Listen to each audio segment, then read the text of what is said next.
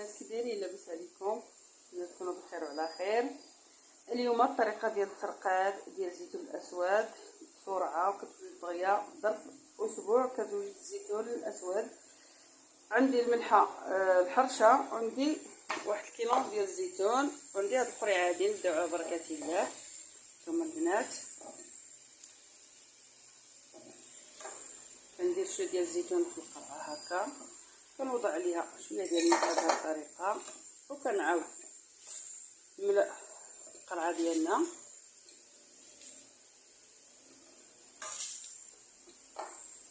كندير عاود شويه ديال الملحه عاوتاني ونكمل بهذه الطريقه هذه.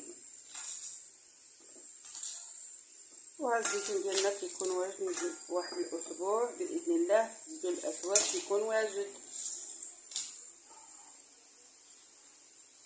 هكا.